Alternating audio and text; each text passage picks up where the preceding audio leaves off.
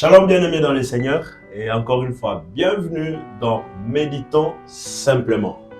De précieux moments où nous partageons la parole de Dieu ensemble. Et comme d'habitude, je suis avec Maman Gloria. Vous allez bien? Ça va très bien, pasteur. Shalom. Ok, shalom bien-aimés. Et aussi nous avons le pasteur John, il n'est plus à présenter. Donc, on comprend directement la joie qu'il y a dans le plateau. Yes. Shalom, shalom. J'aime beaucoup ce moment, le temps de méditation. Ça nous permet de ruminer la parole, Amen. une parole qui nous permet de grandir, de Yes. saisir et d'utiliser ça dans notre vie. Amen. Vraiment, que Dieu nous aide, que ça continue comme ça. Et mais moi, j'ai toujours une demande que je dois faire. Je crois que je dois faire venir aussi mon parti ici, parce que je suis toujours déséquilibré. Je crois qu'elle doit venir, parce que bon... Et je suis sûr que même les téléspectateurs sont d'accord avec moi. Ah oui. Ah. C'est ça. Alors, bien-aimés dans le Seigneur, prenez votre calepin, prenez votre stylo. Nous allons commencer notre temps de méditation. Et n'oubliez pas, pour ceux qui nous rejoignent aujourd'hui, une méditation commence toujours par des moments de prière. N'oubliez pas, ayez un temps de prière. Demandez au Saint-Esprit de vous aider dans la lecture de la parole de Dieu et surtout dans sa compréhension. Et tout de suite là, nous allons prendre le passage du jour avec Maman Gloria. Nous vous revenons dans un instant pour le passage du jour. Et voilà, Maman Gloria, nous sommes là. Alors aujourd'hui, nous allons dans l'Ancien Testament, dans le Nouveau Testament. Pasteur, aujourd'hui nous sommes dans l'Ancien Testament, Ok. dans Genèse au chapitre 18 à partir du verset 1er. Je veux lire du verset 1er au verset 15. Ok. Je lis au nom de Jésus. Amen. L'Éternel lui apparut parmi les chênes de Mamré, comme il était assis à l'entrée de sa tente, pendant la chaleur du jour. Il leva les yeux et regarda, et voici 3 hommes étaient debout près de lui. Quand il le vit, il courut au-devant d'eux, depuis l'entrée de sa tente, et se prosterna en terre. Et il dit: Seigneur, si j'ai trouvé grâce à tes yeux, n'aie pas ce point, je te prie, loin de ton serviteur. Permettez qu'on apporte un peu d'eau pour vous laver les pieds. Et reposez-vous sous cet arbre. J'irai prendre un morceau de pain pour fortifier votre cœur, après quoi vous continuerez votre route. Car c'est pour cela que vous passez près de votre serviteur. Ils répondirent: Fais comme tu l'as dit. Abraham alla promptement dans sa tente vers Sarah. Et il dit: Vite, 3 mesures de fleurs de farine pétrie, fait de gâteaux. Et Abraham courut à son troupeau, prit un veau tendre et bon et le donna à un serviteur qui s'est hâta de l'apprêter. Il prit encore de la crème et du lait avec le veau qu'on avait apprêté et il les mit devant eux. Et il s'étend lui-même à leur côté sous l'arbre. Et ils mangèrent. Alors ils lui dirent: Où est Sarah, ta femme? Il répondit: Elle est là dans sa tente. L'un d'entre eux dit: Je reviendrai vers toi à cette même époque, et voici Sarah, ta femme, aura un fils.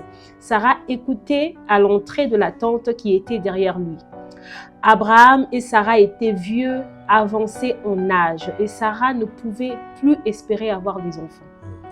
Elle rit en elle-même en disant: Maintenant que je suis vieille, aurais-je encore de désir? Mon Seigneur aussi est vieux. L'Éternel dit à Abraham: Pourquoi donc Sarah a-t-elle ri en disant: Est-ce que vraiment j'aurai un enfant, moi qui suis vieille? A-t-il rien qui soit étonnant de la part de l'Éternel? Au temps fixé, je viendrai vers toi à cette même époque et Sarah aura un fils. Sarah mentit en disant: Je n'ai pas ri, car elle eut peur, mais il dit au contraire: Tu as ri. Amen. Amen. C'est vraiment pas, ça n'était pas une longue lecture du tout. Pas du tout. Habituez-vous à lire. Très bien. Et puis vous voyez, les chrétiens aujourd'hui, ils n'aiment pas lire la Bible. Ah, c'est ça le problème. Ils aiment bien qu'on lise pour eux à l'église et puis voilà. Oui, des petits textes. Donc on aura des émissions comme ça Oui. où on ne fait que lire. Ouais, lire très la Bible. important. Vous savez, pasteur, Oui. avant que vous puissiez poser la Yeah. question, il y Yeah. a 3 choses qu'il faut faire avec la parole. Ok. La parole, il faut la lire. Yeah. La parole, il faut l'étudier. La parole, il faut la méditer. Ah, Ok. C'est ainsi que vous serez un chrétien équilibré.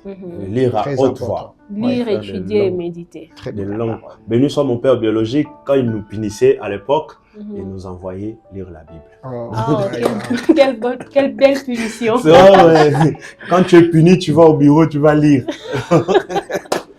C'est Ok. peut-être pour quelqu'un. Alors, nous allons revenir sur nos questions. Alors, bien-aimés dans le Seigneur, prenez votre calepin.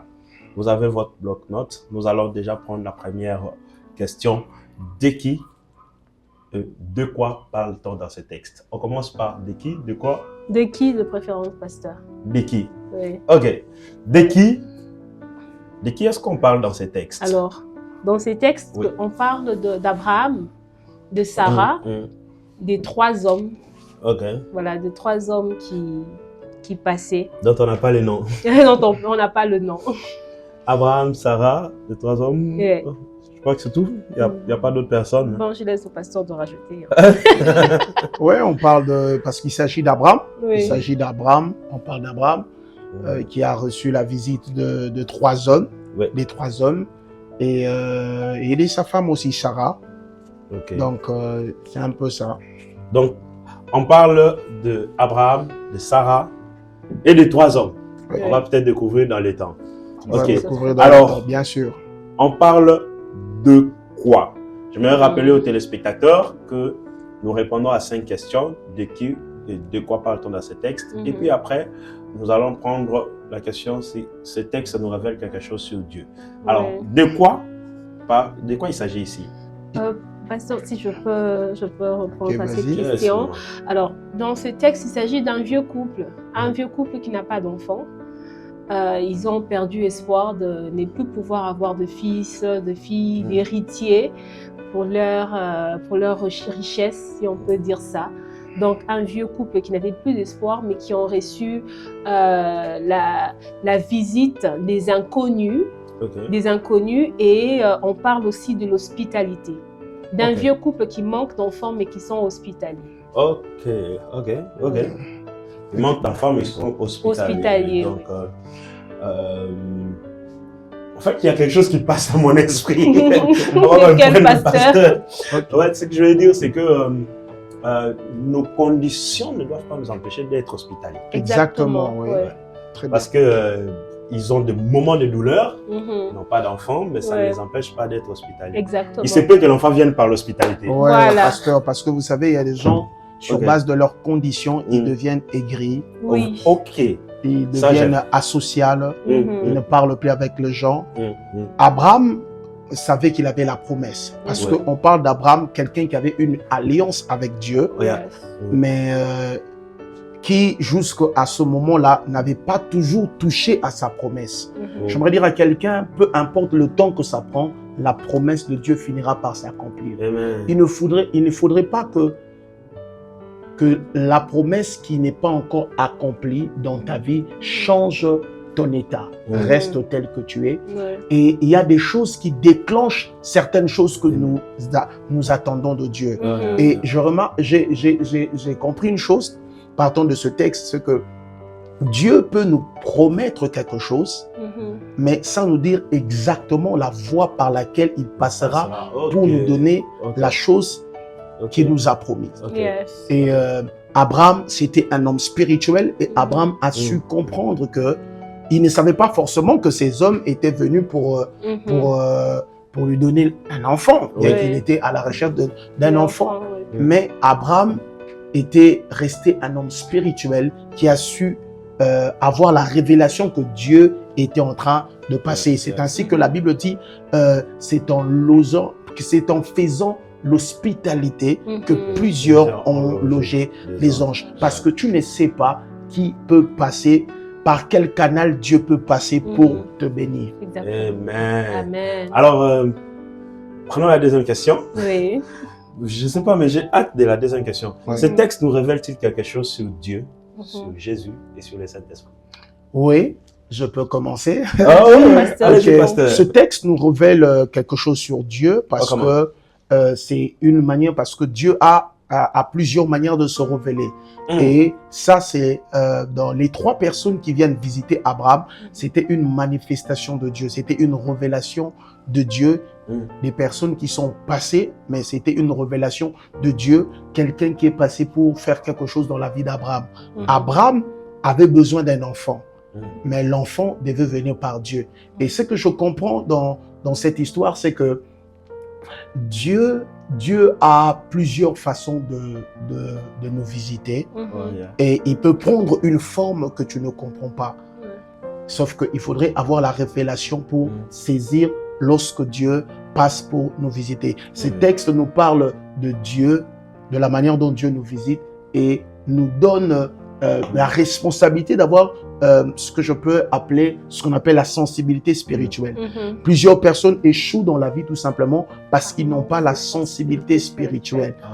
Dieu peut passer par ton frère, Dieu peut passer, il peut prendre une forme que tu ne connais pas, mais il faut avoir la sensibilité spirituelle pour savoir que c'est Dieu qui est en train de passer. Et Dieu peut passer, tu dois savoir aussi quand Dieu passe, quelle est ta responsabilité quand Dieu passe. Il y a des choses que nous sommes appelés à faire pour amener Dieu à réaliser ce qu'il nous a accompli, plutôt que ce qu'il nous a promis, pour que nous puissions expérimenter l'accomplissement. Donc, je dirais à quelqu'un qui me suit, peu importe ce que tu es en train de traverser, Abraham il était avancé en âge avec sa femme, mais Abraham est resté un homme sensible. Ne tue pas ta spiritualité, garde ton hospitalité. C'est par ces voies-là que Dieu pourra passer dans ta vie pour te bénir et changer ta condition. Amen. Amen. Maman Gloria, il y a autre chose que le texte vous apprend sur Dieu? Donc, je crois que le pasteur a tout dit, il a parlé de la sensibilité spirituelle, et les textes nous parlent de l'hospitalité, les textes nous parlent, comme nous avons dit au début, d'un vieux couple qui n'avait pas d'enfant, c'est-à-dire on peut se retrouver dans une situation difficile, mais cela ne doit pas nous rendre aigris, grincheux, parce que je manque, renfermé. Il y a des gens comme ça, puisqu'il manque telle ou telle autre chose, il sait plus s'ouvrir, il se sous-estime et il se renferme en lui-même, voilà. Et la Bible nous parle de ce couple. Ils étaient vraiment vieux, avancés en âge, plus d'espoir pour pouvoir obtenir un héritier, mais pourtant ils sont restés hospitaliers, et à cause de leur hospitalité, ils ont obtenu un miracle. Amen. Amen. Alors, avant de prendre la dernière question, j'aimerais quand même revenir sur mettre un bémol sur la note de Pasteur John, en parlant de ce que Dieu révèle. Il y a une autre chose que je trouve au verset 9. La Bible dit, alors ils lui dirent, où est Sarah, ta femme? Il répondit, elle est là dans la tente. L'un d'entre eux dit, je reviendrai vers toi à cette même époque, et voici Sarah, ta femme, aura un fils. En fait, la Bible ne montre nulle part où Abraham fait une intercession pour demander un enfant à Dieu. Et quand ils arrivent, ils ne demandent pas non plus des questions à Abraham. Comment va madame, comment vont les enfants? Mais directement, il dit, où est ta femme? Elle est à la maison. L'année prochaine, je reviendrai à la maison. Alors je me dis, Dieu connaissait le problème d'Abraham. Exactement. Dieu connaissait le problème d'Abraham. Abraham n'a pas soulevé son problème, mais Dieu a. Et ça m'apprend quelque chose sur Dieu qui me donne une paix. C'est-à-dire que Dieu sait ce que je traverse. Exactement. Dieu sait par quoi je passe. Très bien. J'ai senti que ça, je devais le dire à quelqu'un. Oui, pasteur, si je peux t'appuyer. Dieu sait exactement ce que tu es en train de traverser. Ce n'est pas parce que peut-être tu ne vois rien, il n'y a pas de signes, que Dieu ne sait pas ce que tu es en train de traverser. J'aime toujours cette histoire. La Bible dit, Jésus a conduit une foule pour prêcher, et puis après, Jésus les a regardés. La Bible dit, Jésus savait qu'ils étaient là pendant longtemps, qu'ils étaient fatigués, qu'ils étaient affamés. J'aimerais dire à quelqu'un, quand tu es fatigué, Dieu sait. Dieu sait que tu n'as pas mangé, Dieu sait que tu n'as pas d'argent. Dieu sait. Dieu le sait. J'aimerais encourager quelqu'un, Dieu le sait. Dieu le sait. Et voilà pourquoi tu dois garder ta sensibilité spirituelle. Et quand Dieu lorsque Abraham a donné à Dieu la nourriture, Dieu a donné à Abraham ce qu'Abraham avait besoin. J'aimerais dire à quelqu'un, deux fois ton miracle se cache dans un petit geste que tu pourras faire pour Dieu. N'hésite pas à donner à Dieu. N'hésite pas à donner à quelqu'un. Bien-aimé, c'est une clé qui va t'ouvrir, qui va te donner accès à la chose que tu es en train de chercher. Je ne sais pas ce que tu es en train de chercher. Peut-être ça a pris le temps. Mais Dieu veut que tu fasses un geste. Dieu veut que tu fasses quelque chose. C'est à toi de découvrir. Que ce soit à l'église, que ce soit dans la vie d'un bien-aimé. Il y a toujours une clé quelque part. Ce texte nous enseigne même la générosité. La générosité, moi je me souviens à l'époque lorsqu'on devait se marier avec mon épouse, lorsqu'on préparait notre mariage, à peine j'avais commencé le travail et je n'avais pas vraiment assez de fonds. Et il y a une clé que Dieu m'avait donnée pour provoquer un miracle financier. Ce que Dieu m'avait dit, commence à faire la générosité. Commence à donner aux gens. Et je me rappelle à l'époque, je travaillais encore, on était encore sur le boulevard vers 30 juin. À chaque fois que je rencontrais quelqu'un qui manquait de l'argent, je donnais comme ça, je donnais comme ça. Et j'ai subi un miracle. Dieu m'a donné ce que j'avais besoin. J'aimerais vraiment encourager quelqu'un de travailler dans ce sens-là. Et pasteur, s'il y a quelque chose, j'aimerais ajouter dans cette histoire. Dieu appelle Sarah et Dieu dit à Abraham et à Sarah, au temps fixé, je reviendrai. Et ta femme, Sarah, aura un enfant. J'aimerais dire à quelqu'un, je sens ça monter dans mon esprit. Il y a un temps fixé pour chaque chose. C'est vrai que tu as reçu la promesse, mais il y a un temps fixé. Vous savez, dans le domaine du temps, on a le temps comme chronos, le temps, c'est-à-dire le chrono, mais il y a aussi un temps qu'on appelle un temps kairos. Le temps kairos, c'est le temps fixé où Dieu amène quelque chose dans la vie de quelqu'un. Et la Bible dit, au jour du salut, tu m'as secouru. Au temps favorable, tu m'as exaucé. Voici maintenant le temps favorable. Voici maintenant le jour du salut. J'aimerais déclarer dans la vie de quelqu'un, ton temps fixé est arrivé. Je prie que Dieu te donne Isaac. Ce que j'aime dans la bénédiction de Dieu, Dieu savait que Sarah avait pleuré pendant longtemps et Dieu donne un enfant qui s'appelle Rire parce que Dieu veut enlever le pleur. Je prie au nom de Jésus que Dieu te donne un Isaac, quelqu'un qui va enlever les pleurs. Dieu sait que tu as pleuré pendant longtemps. Tu as été sujet de plusieurs critiques. Beaucoup de personnes se sont moquées de toi. Comme on dit chez nous, qui cite, voilà, on t'a traité de tous les mots. Mais j'aimerais dire à quelqu'un, je vois Dieu te donner un miracle, un enfant spécial. Et pasteur, le problème aussi dans la bénédiction de Dieu, c'est que quand Dieu vient visiter un homme, Dieu vient avec sa parole. Parce que la parole, c'est la matière première de Dieu pour faire venir quelque chose. Au commencement, la Bible dit Dieu dit. J'aimerais dire à quelqu'un, peut-être tu es en train de mépriser ce temps de méditation. Ce que tu as besoin, ce n'est pas d'abord l'argent. Tu as besoin de la parole qui peut amener l'argent. Je déclare au nom de Jésus que Dieu te donne une parole qui amènera un miracle dans ta vie. Et souvent, pasteur, nous sommes bloqués quelquefois lorsque nous regardons notre condition. La Bible dit Sarah a rigolé. C'était un rire moqueur. Parce qu'elle se disait, moi à mon âge, mon Seigneur est avancé en âge. Et la Bible dit même dans Romains qu'ils étaient, leur corps était usé. Vous savez, en économie, l'usure d'un corps est due à deux facteurs. C'est soit l'utilisation, c'est soit le temps. Abraham et Isaac, utilisation, papa. Abraham et Sarah. Ils ont utilisé leur corps. Et puis le corps, deuxièmement, le temps. Ils étaient usés. Vous voyez ce micro, même si on ne l'utilise pas, le temps va l'user. C'est soit le temps, c'est soit l'utilisation. Mais Dieu est capable d'amener la restauration là où même il y avait l'usure. Je ne sais pas, peut-être le médecin t'a dit que ton corps ne peut plus marcher.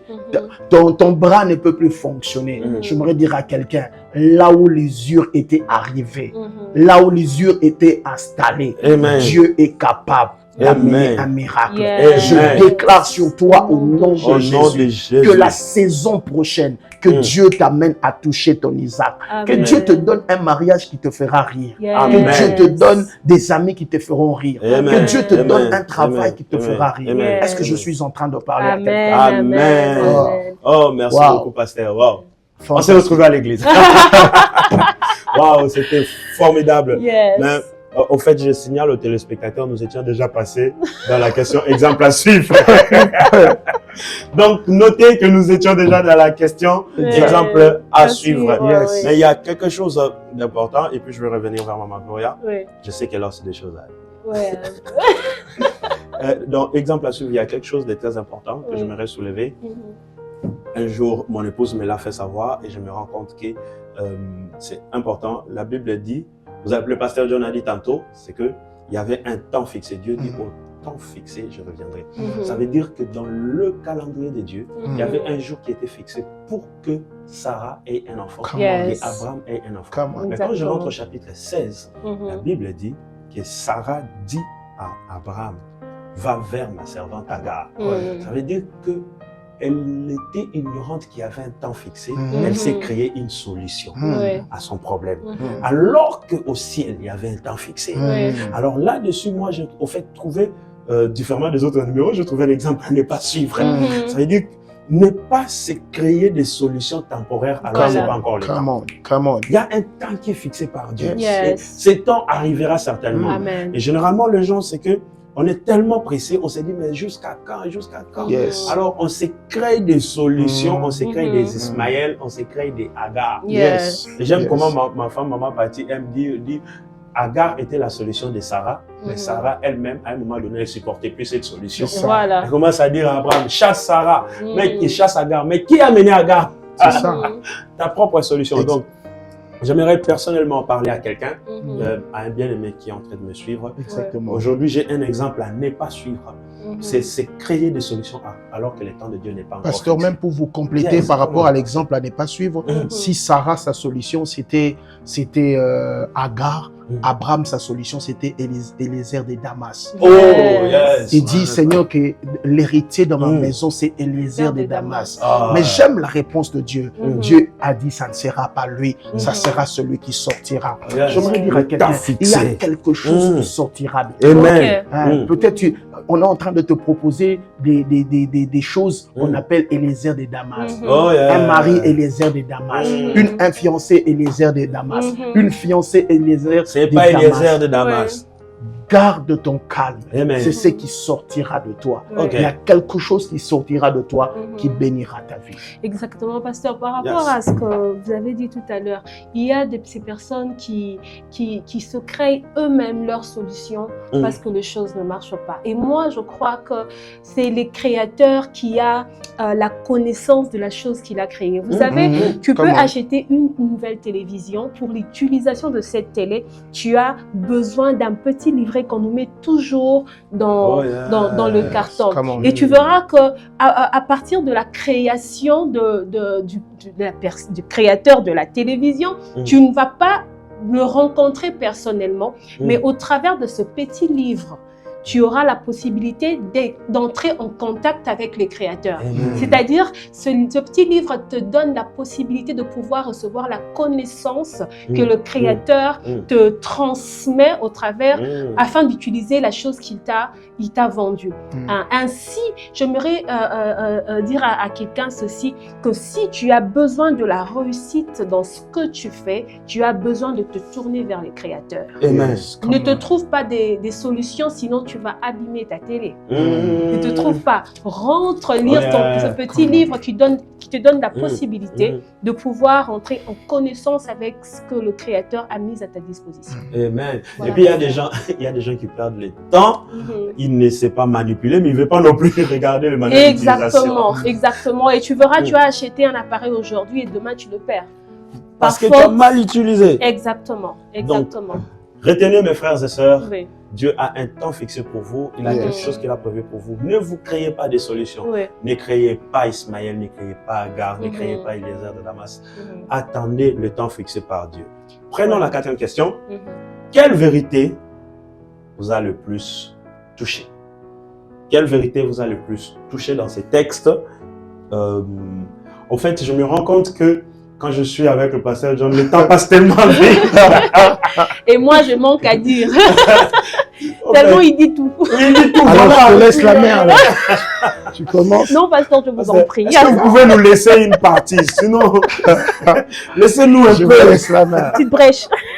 Non, ce que j'aime Ok. dans cette histoire, vraiment, ce que je retiens ici, c'est l'histoire entre des amis, Ouais. Abraham et Dieu, Oui. Yeah. et quelqu'un qui fait confiance à son Dieu. Ouais. J'aimerais dire à quelqu'un, peu importe le temps qui passe, reste fidèle avec ton Dieu et garde la promesse. La Bible dit, retenons fermement la profession de notre espérance, Oui. car celui qui a fait la promesse est fidèle.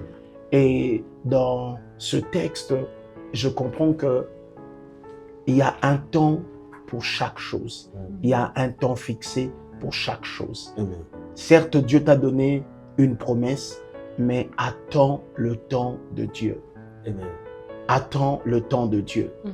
Et j'aimerais être prophétique pour toi. Le temps de Dieu, c'est maintenant. Yes. Ton Amen. temps fixé arrive. Mhm. C'est vrai que Abraham était sous le chêne des Mamré, sous la chaleur, mais Abraham est allé donner du lait pour rafraîchir. Mhm. J'aimerais dire à quelqu'un, peu importe la chaleur qui te dérange, peu importe les problèmes qui te dérangent, n'arrête pas à faire du bien. Ouais. Parce que c'est derrière ces biens-là que Mhm. Dieu ramènera aussi ta bénédiction, Ouais. la chose dont tu attends de Dieu. Amen. Vous savez, pasteur, pour ajouter ce que le pasteur dit, ce Mm, qui est quelle drôle, vous savez qu'il y a de ces personnes aujourd'hui, les chrétiens, qui sont égoïstes même envers Dieu.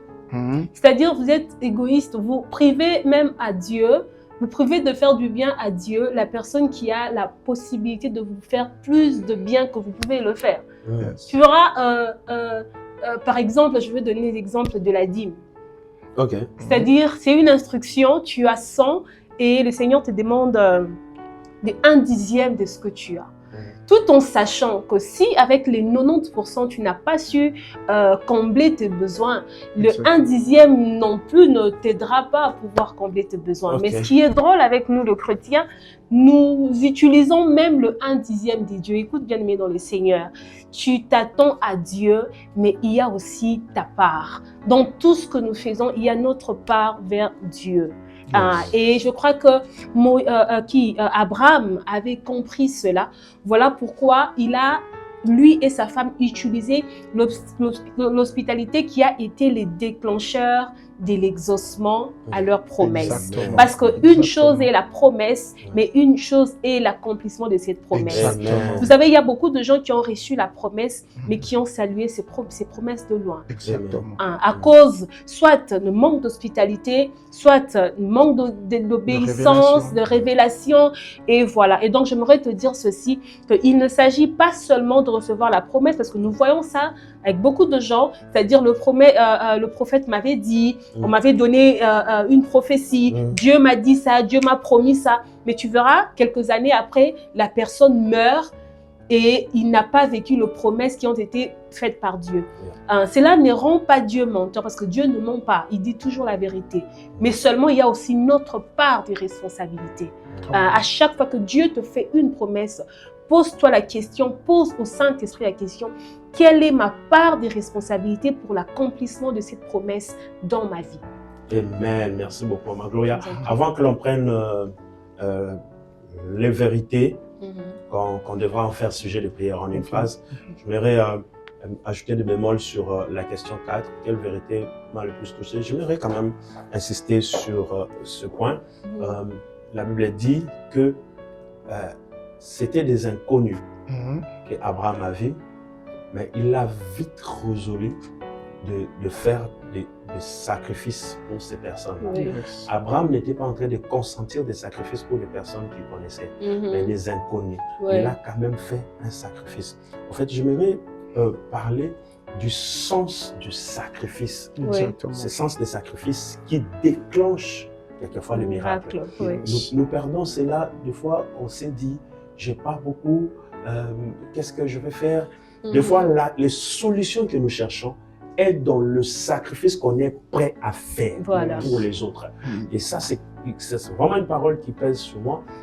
Vous savez, une fois, je reçois un homme de Dieu à l'église, chez moi, et je suis dans les séculiers, et j'avais besoin de changer mon contrat, et puis je n'arrivais pas. Et cet homme de Dieu m'avertit samedi qu'il va passer à l'église, je crois jeudi, et puis il m'a confirmé samedi. Et on en parle avec mon épouse, et on se décide de prendre tout ce que nous avions comme billet de banque dans notre foyer, et de faire une offrande à cet homme. Tout ce que nous avions comme billet, je me souviens, je vois encore l'image comme si c'était hier. Donc dimanche matin, je sors, je vais aux ATM. J'ai d'abord commencé à retirer avant, et puis les peu qui restaient là, je suis allé aux ATM. J'ai retiré, on a pris tout l'argent, on a mis dans l'enveloppe, ne sachant pas comment on va s'en sortir le lundi pour payer le transport et faire toute autre chose. On a pris tout et nous avions donné à cet homme. Et quand je donnais à cet homme, il m'a juste posé une question. Qu'est-ce que vous voulez? Je lui ai dit, j'ai besoin de changer mon contrat. Et cet homme me dit, parce que tu l'as dit, je vais consommer cet argent, billet par billet.